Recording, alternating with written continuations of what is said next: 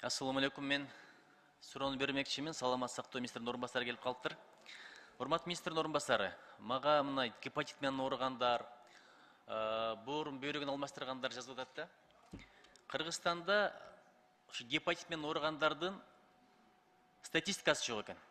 Бул факт. Алар ошолордун негизинде грант алалы десе, атайын бир эл аралык уюмдарга кайрылалы десе, статистика жок экен. Эмне үчүн статистика болбой атат? Азыр первичный регистрация бары өтүп атышат. Сиз билесиз, ошо вирусный гепатит боюнча дары каратта берилген болчу. Бизде около 4000 киши регистрация бар болчу.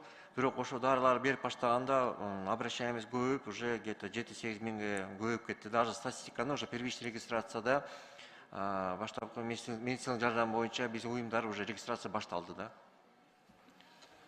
Кечиресиз, негизинен акча бөлүнөт, билесиз, жыл сайын ошол трансплантация болгондорго, гепатит менен ооругандарга жардам беретін акча бөлүнөт. Бирок негизинен гепатит С менен гепатит Б-га бөлүнүп атыптыр да. А эң коркунучтуусу гепатит Д, гепатит дельта экен. Баягы бөйрөгүн алмаштыргандардын, кечиресиздер, боорун алмаштыргандардын көпчүлүгү ошолор экен. Кээ бирлери 2-3 алмаштырыптыр кайрадан. Ошон үчүн эмне үчүн дельтага приоритет берилбейт деген маселе болуп атат да. Эми мындайда гепатит Б, гепатит С деген, гепатит Д дегенде ар бирине приоритетти каралбайбыз. Биз аны бир приоритет менен беребиз да акчачы. Ошондо каражатты каратканда дагы биз ар бир жылда карап, прогнозный данныйларды дагы издеп атабыз. Караштырып туруп, исследование өткөзүп туруп, биз ошо прогнозный данный карап туруп бюджетке сунуш беребиз да. Канча каражатка бөлүнүш керек, ар бир ошол пациенттерге жардам бергенге дагы программа госгарантия боюнча. Кечиресиз, приоритет болуш керек. Не себептен дегенде, боорун алмаштырышка туура келип атпайбы дельта менен ооругандар. Көпчүлүгү ошолор экен.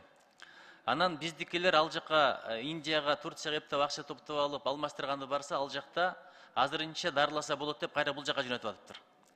Ошон үчүн бөйрөгүн алмаштырган эми айласын иши болуп атпайбы? Ошо алмаштырбай токтотуп калыш үчүн дельтага приоритет берилиш керек деп мага ата-энелер, ушул коомдун мүчөлөрү өздөрү келип атат. Бирок цирроз, гепатит С да циррозго алып келет да.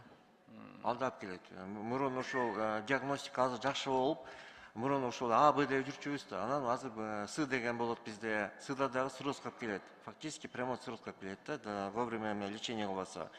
Азыркы диагностика жакшы болуп туруп, гепатит Д деп чыгат да. Ошо приоритеттүү караганда да С дегенде ошо баары циррозго алып келет, даже гепатит Б да циррозго алып келет да. Ошондой болуп атат. Bizde başka da problem var гепатит А. Bu гепатит А более контролируемый, конечно, су маселен зависит этет. Бирок ошол Б, С, Д, к сожалению, мындай внутрибольничный инфекция менен да ошол болуп калышы мүмкүн да.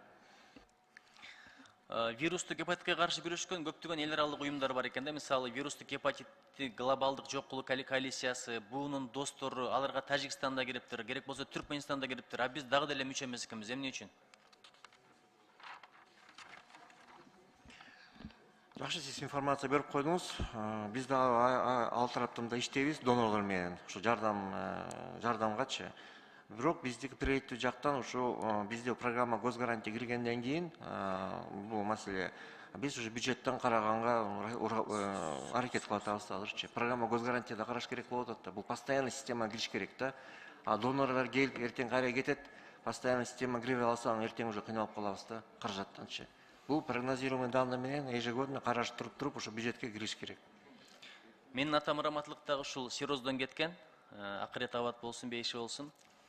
Бизге айтышты эле убагында сиррозду айыктырган мүмкүн эмес деп. Бирок азыр жакшы кабар бар экен. Сиррозду айыктырса болот турбайбы? Мисалы, эл аралык медициналык уюмдар баягы Мирк, Лидекс, Булевиртит деген дарыларды колдонуп айыктырып атыптыр. Бирок эмнегедир биздин клиницисттер Кыргызстандын протоколуна муну киргизбей атыптыр да. Муну болсо мына январдан баштап карайбыз деп. Эми сөзсүз айрым адамдардын боору эзилип, трансплантация баргандан кийин караш керек. Эртелетпейсиздерби ушуну? Ушуну эртелетпейсиздерби дейм. Протоколго киргизишти. Рахмат, биз маалымат берип койдуңуз, бирок сиз айткандай биз ушуну карайбыз, контролго алабыз. Мен эми окуп эле коеюн, баягы көргөн көздүн айыбы жок. Мага келген катта мындай деп атат да, баягы дарылоо процессинде биздеги көрүнүш өтө начар. Жеке клиникалар 2-2ден бөлүнүп, конкуренция болушуп, бейтаптын кызыкчылыгы маселе өз чөнтө кызыкчылыгына иштөөдө.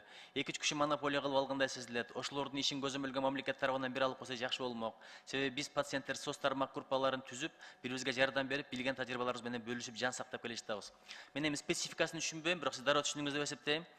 Эми адамдардын ден соолугун биринчи орунга коюлуучу баягындай интригалар, тирештер. Анан кечээ комитетте да бир маселе айттым эле, ал боюнча да өзүмө маалымат берип койсоңуз.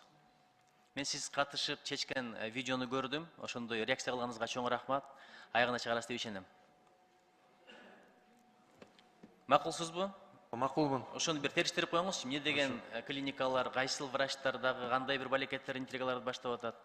Алар айтып аткан мезгилде бул жакта пациенттер кыйналып атпайбы? Чоң рахмат.